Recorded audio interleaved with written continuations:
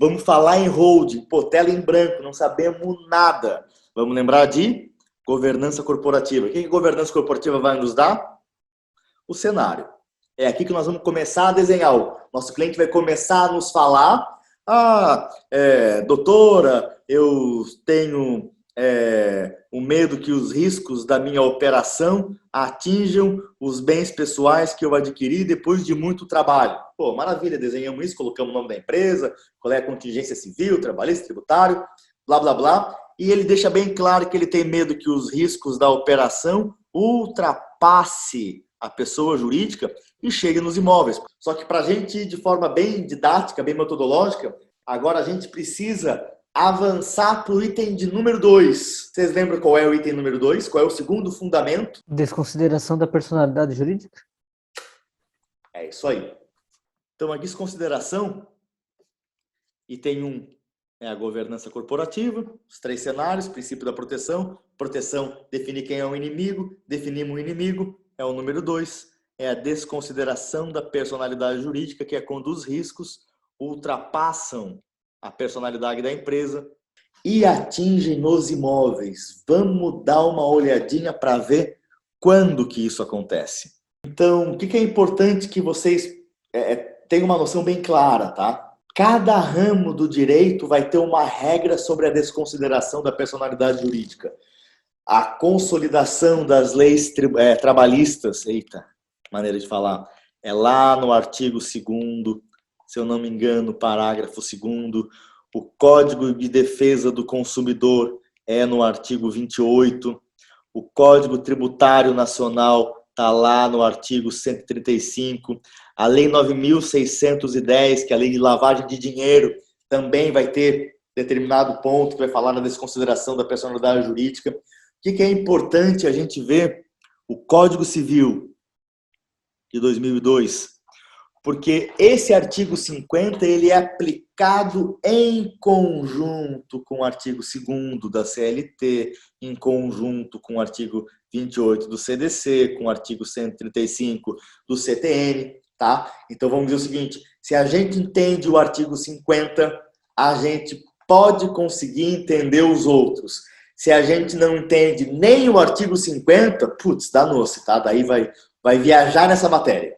E a gente vai entender o artigo 50 porque ele é bem fácil, tá? O artigo 50 fala aqui em caso de abuso.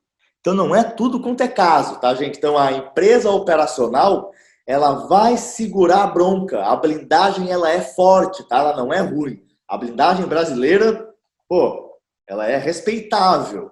É que, como a gente falava ontem, pô, os nossos clientes também, né? Os bichos abusam, né, cara? Então, não tem milagre para ser feito. E como que os nossos clientes, literalmente, né, literal e juridicamente, eles abusam da personalidade jurídica? O abuso da personalidade jurídica, ele é caracterizado por 2 situações independentes, tá? É ou uma ou outra. A primeira, desvio de finalidade. A segunda, confusão patrimonial. Então, o desvio de finalidade talvez vocês tenham alguma dificuldade em entender. A segunda vai ficar bem fácil, tá? Vocês já entendem melhor do que eu, na verdade. O desvio de finalidade está lá no parágrafo 1º. Que fala o desvio de finalidade? Para os fins do disposto nesse artigo, desvio de finalidade é a utilização de pessoa jurídica com o propósito de lesar credores. Vamos ler de novo, tá? Então, desvio de finalidade, que é um dos gatilhos para disparar a desconsideração da PJ, será a utilização de pessoa jurídica. Qual pessoa jurídica? A empresa operacional e ou a empresa patrimonial. Como assim? A própria empresa operacional e a holding, tá? Então, ontem a gente falava, eu provoquei bastante ali o Francisco, né? Pô, eu tinha iniciado o procedimento fiscalizatório, eu tinha iniciado o procedimento policial. A questão é, eu estava utilizando a pessoa jurídica com o propósito de lesar credores? Vamos analisar. Então, a gente tem elementos, a utilização de pessoa jurídica, ok? Com o propósito de lesar credores. Esse lesar credores, eu vou trazer vocês para um exemplo. De vez em quando dá um tiltzinho, acaba não mudando, mas deu certo aqui. Existem 4 momentos que a gente tem que se preocupar. Momento número 1. Esse aqui é o momento ideal. O que é o momento ideal? Vamos imaginar que existe uma empresa que tem um faturamento de 300 milhões por ano. Tem investimento aplicado na casa de 80 milhões. Todo o endividamento dela equivale a 10 milhões de reais, ou seja, ela tem depositado no banco 8 vezes o endividamento dela e ela tem uma ação trabalhista, na qual o sujeito está cobrando 150 mil reais. Por que 150 mil reais? Porque tem indenização, o dono da empresa chamou o cara de vagabundo, chamou o cara de petista, de bolsonarista, ou escancarou, chamou o cara de corintiano, de palmeirense. Meu Deus do céu, foi um assédio moral, foi um Deus nos acuda. A empresa está condenada em pagar os 150 mil reais. Pergunto para vocês, nesse exemplo que eu estou dando para vocês, vai haver a desconsideração da personalidade jurídica? O trabalhador foi esculhambado pela gerência. Maria Lúcia está balançando a cabeça. Não vai ter. Pois é. Por que não? A gente acabou de ver o fundamento ali. O credor está sendo lesado. O que seria o credor ser lesado? A empresa tem capacidade de pagamento. Por mais que ela tenha feito algo ilícito, imoral, que a gente não gosta. Pô, chamou o cara de corintiano, aí é complicado, né, cara? Pô, ninguém merece ser chamado de corintiano. Mas a empresa tem capacidade de pagamento. Não está havendo lesão a credores. Tudo bem? Então, imagina que nesse momento, é isso aí, pô, José colocou ali, em função do valor da causa, perfeito, 300 mil, isso é um sopro lá para a empresa, paga dando troco de bala, tá? Então, qual é o cenário que nós estamos vendo? Que nesse momento é o ideal de fazer o trabalho das holdings, vocês concordam? Pô, empresa saudável, com uma tremenda grana, agora é o momento de tirar os bens pessoais do seu Chico, transferir para a holding patrimonial, fazer o Paranauê que nós estamos estudando para fazer. Geralmente não é assim. Como é que funciona? Tá tudo muito bem, todo mundo está se dando bem, dinheiro está entrando, mas acontece a tal da crise, o faturamento que antes era 300 milhões de reais, agora já está em 50 milhões. Aquele investimento de 80 milhões de reais no banco virou pó. Aquela ação trabalhista que era de 300 mil reais, agora tem 300 ações trabalhistas de 1 milhão de reais cada uma, está devendo aí 300 milhões, tá? Então, estou desenhando um cenário bem complicado, tá? É o cenário número 2. Qual que é o cenário que eu preciso que vocês entendam que é diferente do primeiro? Aqui eu tenho credores que podem ser lesados. Então, por exemplo, essas ações trabalhistas, elas todas já foram sentenciadas, mas ainda estão em grau de recurso, não transitou em julgado. Diferentemente do momento número 3. No momento número 3, essas ações trabalhistas todas transitaram em julgado e elas já estão sendo executadas, já tem execução civil em cima disso, execução fiscal, execução trabalhista. Galera, de repente, quem é da contabilidade não está muito habituado com esses 2 momentos que eu estou mostrando para vocês, e o 2 e o 3, tá? Quem é da... Tem algum advogado da turma hoje, gente? Tem estudante. Aliás, não sei o pessoal, né? Eu sou estudante 7º período. Então, juridicamente tem uma diferença bem grande, tá? O momento número 2, nós estamos falando de fraude a credores.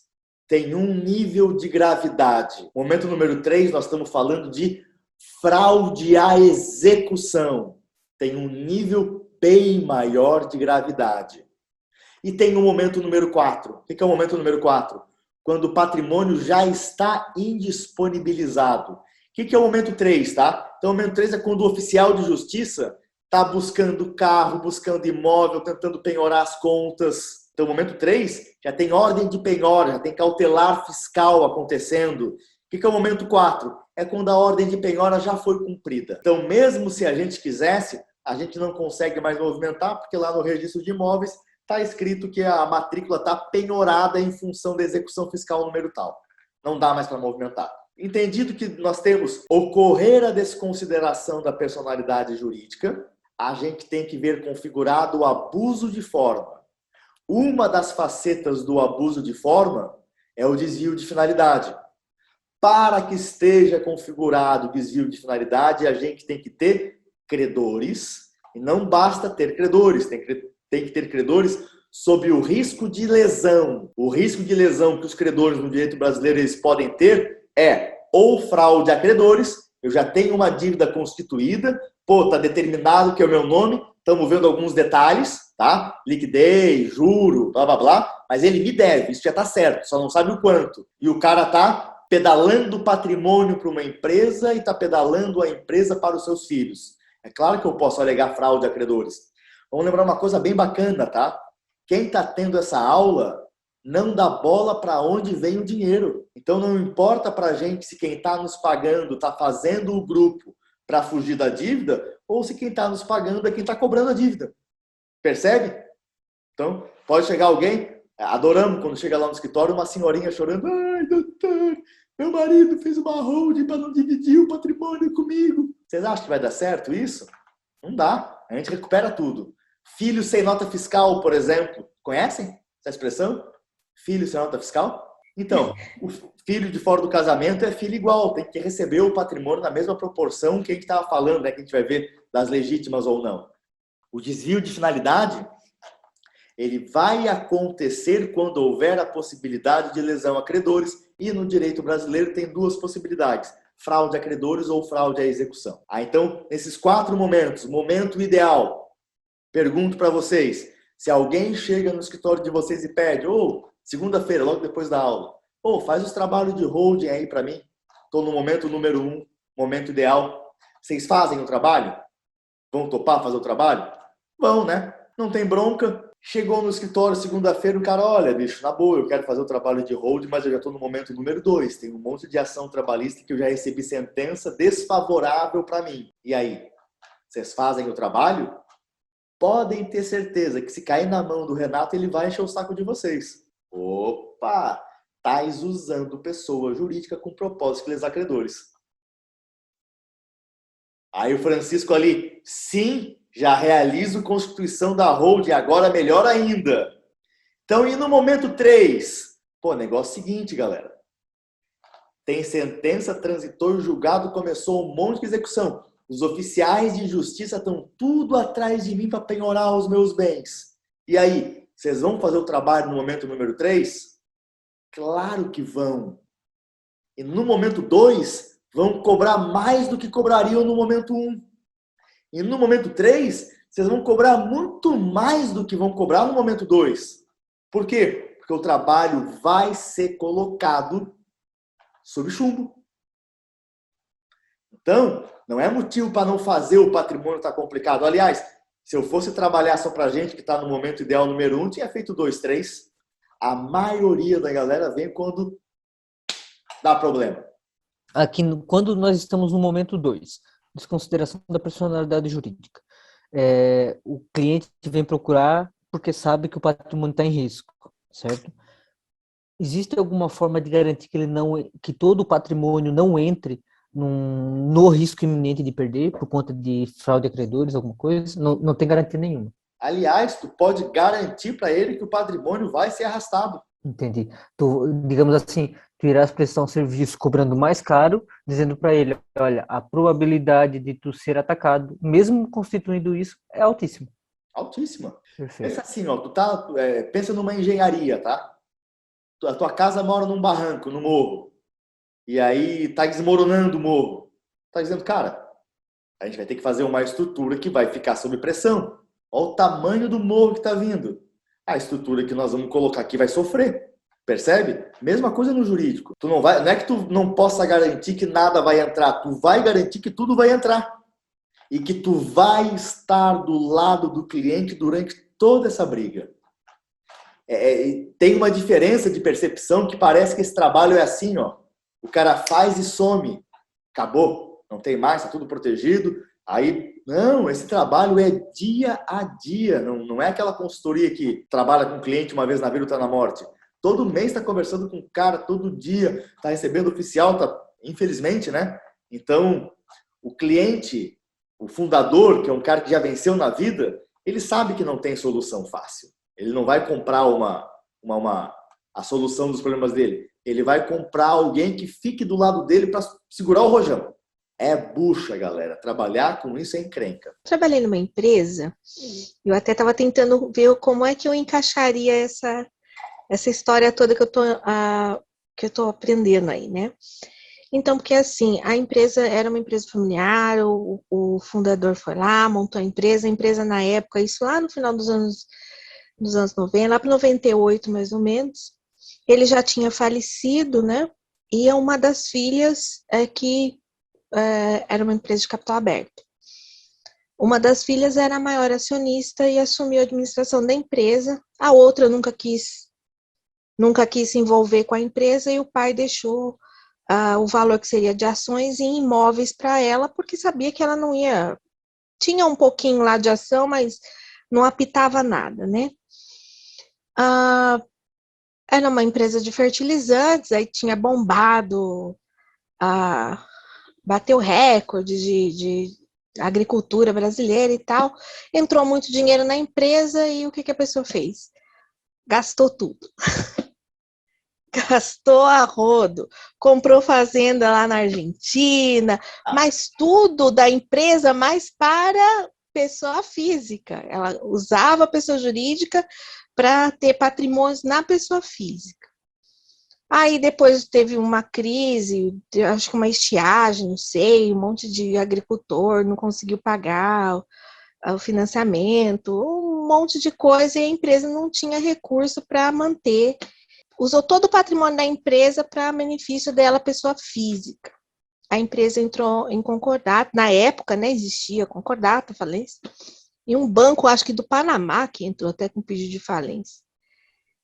Aí, nesse caso, aqueles bens que ela tinha colocado, assim, porque quando ela viu que o negócio estava ficando feio, começou a colocar os bens no nome de terceiros, né, para que não perdesse tudo. Mas aí fiquei sabendo, não entrei muito em detalhe, mas fiquei sabendo que a justiça conseguiu reverter algumas dessas transferências de ativo, porque viu que ela estava fazendo isso daí justamente para não ser atingida lá a responsabilidade dela, né? Fosse hoje uma situação assim, se ela tivesse feito um holding familiar na época, ela teria conseguido manter os bens, não é isso? Por causa dessa holding, mesmo que a empresa operacional dela tivesse quebrado? Vamos lá. Não sei se foi muito claro. Não, foi bem claro, né? Assim, ó, não dá para dizer que ela teria conseguido manter o patrimônio se tivesse feito a holding familiar, por quê? Porque o artigo que nós estamos estudando prevê que a utilização de pessoa jurídica com o propósito de lesar credor vai gerar desconsideração. Então, as holdings também têm a personalidade desconsiderada, tá? Para pegar o patrimônio que está lá dentro. Então, Entendi. Não é uma garantia de que daria tudo certo na vida dela, não, tá? Entendi. Então, mesmo que ela tivesse feito uma holding bonitinha lá e fosse caracterizado que ela fez isso visando, né, não pagar as dívidas, aí não tinha atingido do mesmo jeito o patrimônio. Né? Exatamente. Vamos lá. Se a gente tem uma decisão desconsiderando a personalidade jurídica da empresa operacional em julho de 2020, em julho de 2021, essa pessoa, pós-decisão, começa a transferir os bens imóveis, a gente consegue pegar os bens imóveis que ela transferiu para a pessoa jurídica e trazer para a bagunça novamente. Legal. Mas eu poderia cobrar ela para fazer uma holding do mesmo jeito. Né? Deve, porque é o seguinte, porque se não faz nada, é certeza absoluta que esse patrimônio vai estar indisponibilizado. E na prática, no dia a dia, o que acontece? A gente, como é que eu vou dizer para vocês? vai salvando alguma coisa, porque esses bens imóveis entraram na pessoa jurídica, não vão ficar lá, eles vão ser vendidos para terceiros, comercializados, né? Ponto importante que tu colocou aí, que isso não pode fazer, tá? Isso não pode fazer, não porque é feio, mas é porque dá errado. É pegar os bens que se quer proteger e vender para terceiros, usar os acerolas, as tangerinas, os laranjas. Isso não se faz por quê? Porque o laranja é casado, ele se separa. E aí vai tu aparecer no divórcio dizendo que aquele imóvel lá não é dele. Não, na verdade esse imóvel é meu, eu coloquei em nome do teu marido para eu não perder na ação trabalhista. O laranja morre. Aí o cara tá lá, botei um monte de imóvel em nome do meu laranja morre, vai tudo para inventário dele. Como é que eu vou explicar para os herdeiros que os imóveis são meus, não é herança deles? Então usar o laranja é muito complicado só por causa disso. Se o laranja resolve se revoltar e dizer agora é meu, não que devolvo mais, vocês acham que isso não acontece?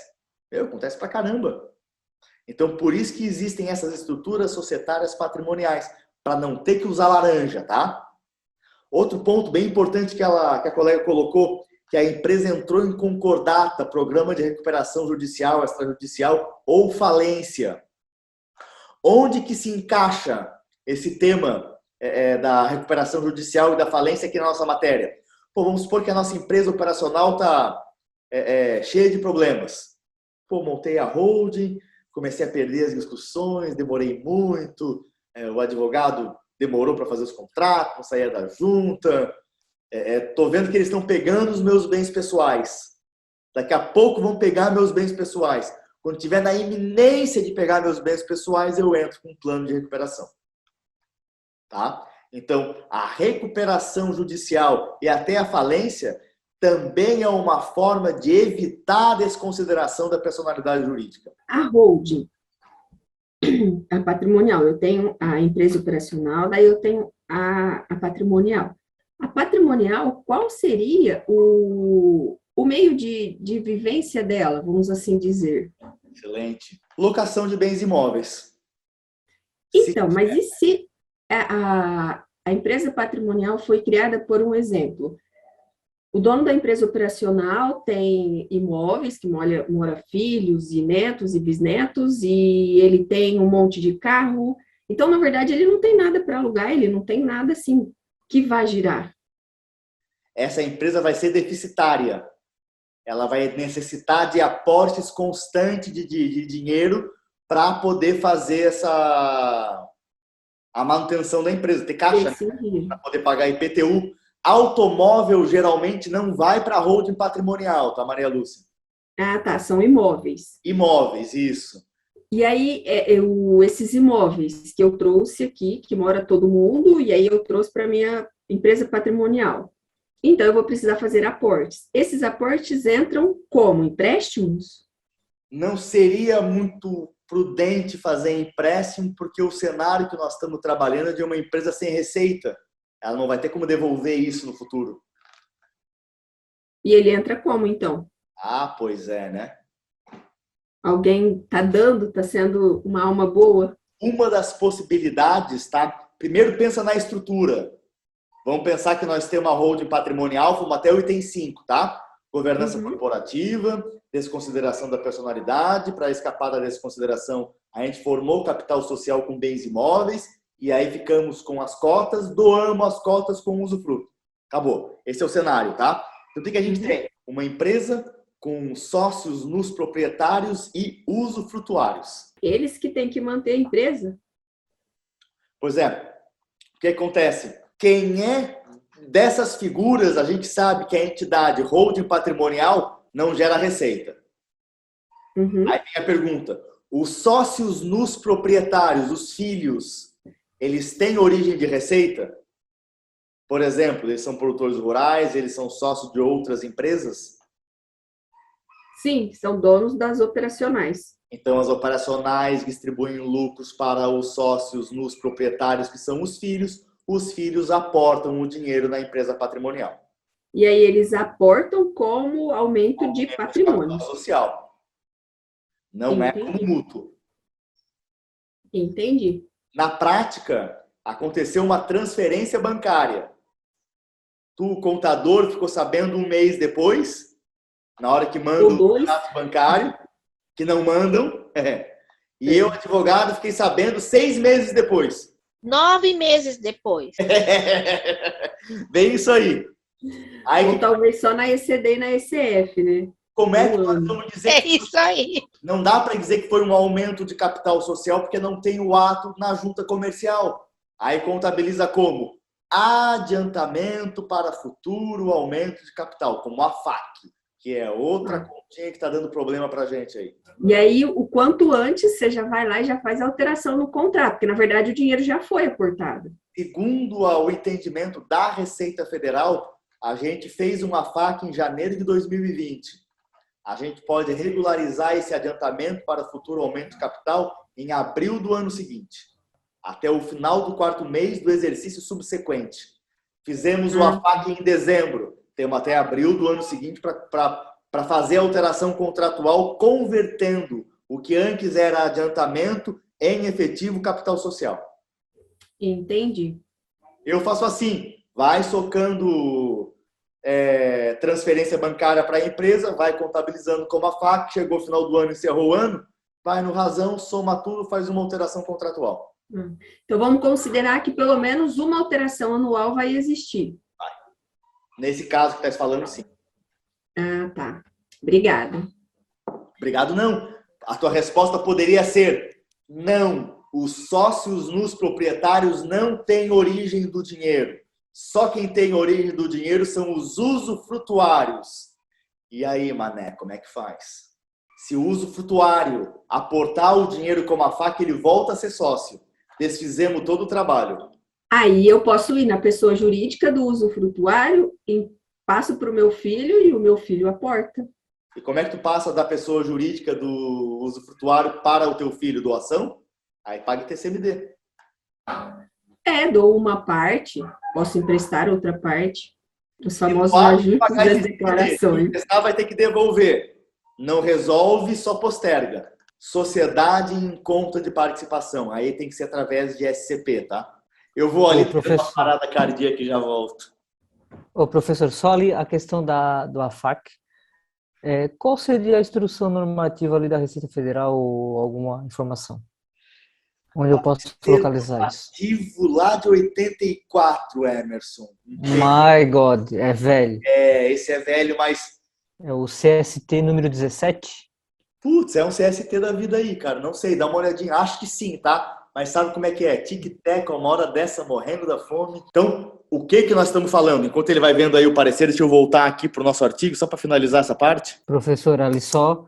É esse aqui mesmo, diz assim, ó. Alteração contratual posterior ao adiantamento ou, no máximo, até 120 dias contados do encerramento do período base da sociedade tomadora dos recursos.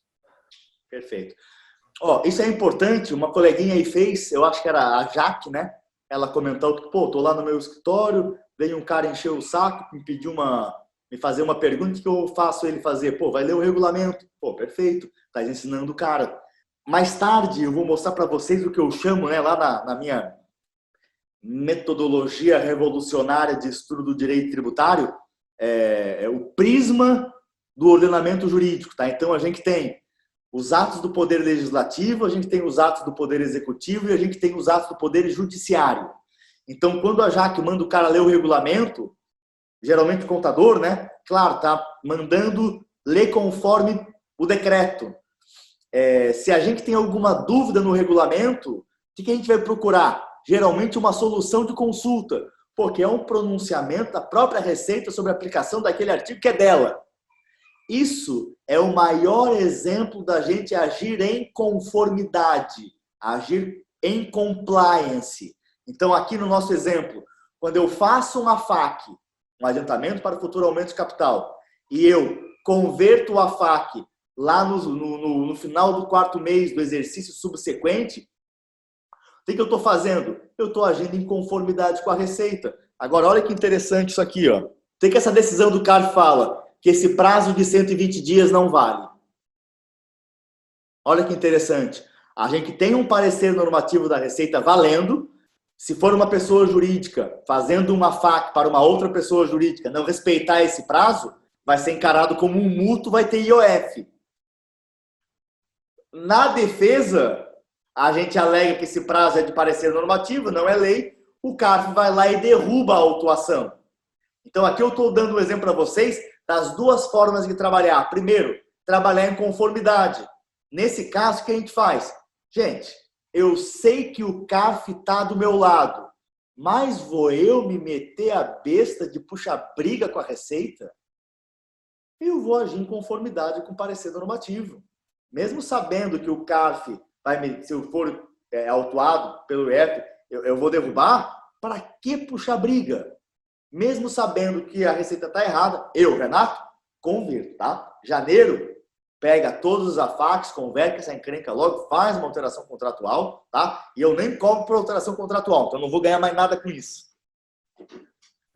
Tá, o professor, então, uma vez, vamos dizer que eventualmente passou de abril, ali dos 120 dias, que dá mais ou menos até abril, não foi feita a conversão do AFAC para uma alteração contratual devida, e a Receita vindo cobrar como empréstimo, ainda há como se discutir com o apoio do CARF?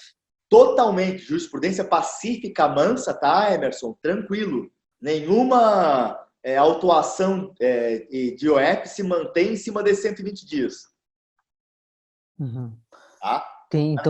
Eu posso procurar algum posicionamento do CARF aqui para deixar como base de pesquisa. CARF, site do CARF, acórdãos, CARF, IOF, 120 dias, vai vir um monte. Maravilha. Tá? Bem tranquilo mesmo. Voltamos então, a gente estava lendo que em caso de abuso da personalidade jurídica, caracterizado pelo desvio de finalidade, o desvio de finalidade está aqui no parágrafo 1º. Parágrafo 1º, ele diz que haverá desvio de finalidade quando a gente for lesar credores. Quando a gente fala em lesar credores, lembramos daqueles 4 momentos. Momento que não existe credor, momento que existe fraude a credores, ou seja, o trabalho poderá ser considerado desvio de finalidade. Momento 3, fraude à execução, mais uma vez poderá ter o desvio de finalidade. E tem o momento 4, que é quando os bens já estão bloqueados, não tem mais nada o que fazer. Em caso de abuso da personalidade caracterizado pela confusão patrimonial, parágrafo 2º, entende-se por confusão patrimonial. Turma de contador falar de confusão patrimonial, mas só vou lembrar o seguinte, tá? Que acontece. Geralmente a gente lembra da confusão patrimonial quando o cara vai lá, pega a grana da empresa e vai pagar a bagunça dele. Só que existe um procedimento, o cara vai viajar. O cara vai viajar com o diretor, a gerência, mais 15, não sei o quê, e todas as passagens se compram no cartão de crédito da pessoa física do cara, porque o maldito quer as milhas para depois ganhar viagem para Disney com a patroa, aquele papo todo, né? Puta la vida. Também a confusão patrimonial, quando o sócio paga contas da empresa. Tá, galera? Então, esse artigo 50 vai falar 2 motivos para gerar desconsideração.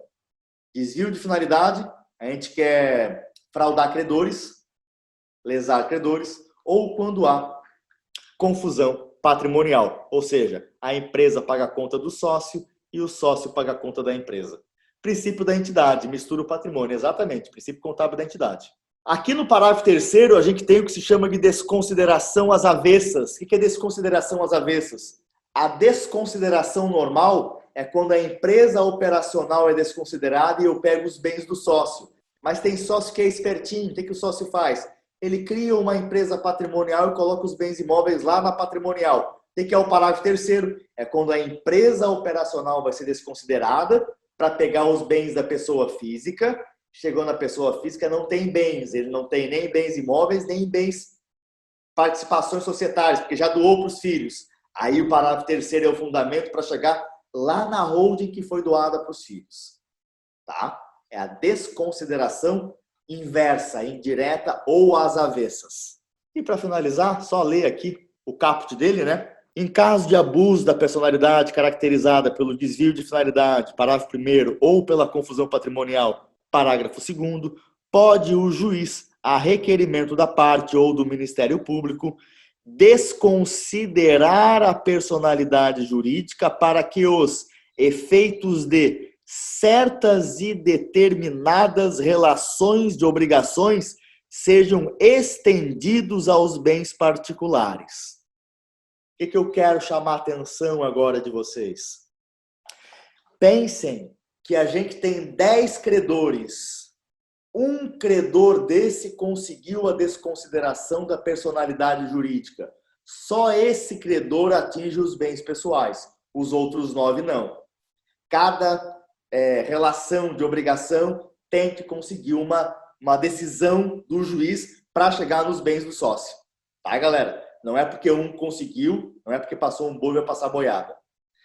Para finalizar, a leitura do artigo, bem importante para não esquecer isso aqui, ó. A gente tem falado muito na pessoa dos sócios, mas também está na jogada a pessoa do administrador. Então, o administrador não sócio também poderá responder com os seus bens pessoais. Para finalizar, parágrafo 4º, a mera existência de grupo econômico, ou seja, não é porque o sujeito ele é sócio de várias empresas, grupo econômico, sem a presença dos requisitos, ou seja, desvio de finalidade ou a confusão patrimonial, não está autorizada a desconsideração da PJ. É muito comum nas discussões trabalhistas o cara juntar todas as empresas e dizer isso é um grupo econômico que se considera. Agora está começando a ser exigida a aplicação do artigo 50 do Código Civil. Ou seja, tem que ser demonstrada a confusão patrimonial, tem que ser demonstrado o desvio de finalidade. Ou um ou outro, tá? Os dois não precisam. Ainda bem que lá na legislação do artigo 50 só fala administrador e sócio. Se falasse contador, não estava lascado. Bem por aí. Porque esse segundo da confusão patrimonial acontece em todo lugar. Todo lugar. Paga com o cartão e depois pega reembolso e compra coisa e paga com a empresa e aí fica Deus dará e você põe como adiantamento. Ainda quando pega reembolso e a gente contabiliza como antecipação de lucros, pô, nota 10. O problema é quando o cara tá gastando a BMW que tá lá na viagem, não sei o que, com um cartão corporativo, né? Compra uma casa e joga o financiamento nas costas da empresa. Perfeito. Registra na pessoa física. Ainda bem que se restringiu apenas a administrador e sócio, né? Deixou a gente fora. Mas tem um artigo aí que menciona o contador, né? Já presente. Sim, porque pelo das Código Civil responsabilidades, né? o contador também é responsável. Claro que dentro das suas limitações, mas o contador também pode ser até dar até pode cadeia. chegar, né? O problema é que o contador é igual a mulher traída, é a última que fica É o sabendo, último. né? Penúltimo. O cara vai, faz tudo, todo mundo já está sabendo, aí chega lá, não, mas olha, tinha essa conta aqui, não sei aonde, não está contabilizado, tinha um imóvel, não sei aonde também, não se sabia da existência dele. Eu não sei como os nobres colegas contadores passam por aí, mas eu tenho alguns confrontos, às vezes, com os advogados. Eu sou formado também em Direito, mas alguns advogados, por exemplo, professor, na época de fazer uma SCP, um sócio SCP, que na verdade não é um sócio SCP, é um adquirente de uma unidade imobiliária que ainda não está regular, né, faz um memorando de acordo e depois transforma esse memorando de acordo na compra de uma unidade. Ou seja, existe um monte de erros que muitas vezes surge também por orientação dos advogados, e não criticando a classe, nada a ver, mas existem alguns que são ruins.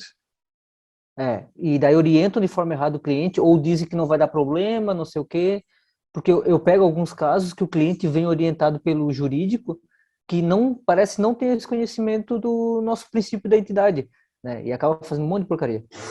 Cara, o advogado, eu posso falar de cadeirinha, né? De carteirinha, porque, enfim, sou, né? A gente é treinado para ir para o fórum, não é treinado para ver a rotina do dia a dia, por exemplo, né? A gente estuda bastante isso, né? Provavelmente o aluno da formação em contabilidade imobiliária do Caio, né, cara? A gente acaba vendo bastante esse ponto. Se o cara quer a unidade imobiliária, não é através da SCP a forma mais eficiente, né? Então, o advogado, ele durante muito tempo, Ele se negou a entender de contabilidade. Vai explicar para um advogado que uma conta de ativo sobe a débito. Cara, vai explicar. Senta ali com um desgraçado e põe na cabeça do filho da mãe que a débito vai subir a conta de ativo. Quando entra dinheiro do banco, teve um débito. Fala lá pro cara. Ele se recusa a entender. Por quê? Porque o jurídico, né? Agora não tanto, porque a classe jurídica está sentindo no bolso, tá? Então, vocês contadores, pô, vocês estão surfando a onda do momento, tá? A profissão que está sendo valorizada, que faz diferença no dia a dia do empresário, é o contador. Uma decisão de vocês, uma canetada de vocês no balanço, em mexer o estoque, você sabe o efeito que vai dar isso no imposto de renda, no ICMS, tá? O advogado, ele está naquela de vai entrar com uma ação para fazer valer o princípio constitucional da não cumulatividade. Vai nessa. 10 anos de ação, chega no STF, vai ter um julgamento político. Então, não é mais por aí. A Eliana é a vez dos humilhados. Também não é assim, né, Eliana? Também não precisa... Tô quase dando um lencinho aqui pra galera. Mas professor, concordo com a Eliane, viu? Contador sofre. Sofre, isso eu realmente sou... Olha, você erra, o empresário diz logo, é o filho da puta, com licença da palavra, do contador que errou. Toda a culpa é do contador. Não é fácil. Isso é fato, já é certo já. É igual estagiário, leva a culpa de tudo e de todos. É legal quando chega a fiscalização lá. É muito bacana mesmo, chega a fiscalização.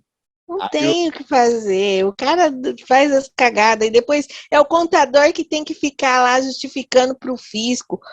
Desconsideração da personalidade jurídica, item número 2. O Emerson gentilmente colocou o parecer normativo ali da Receita. 127, tem coisa nova? Não é só esse velho?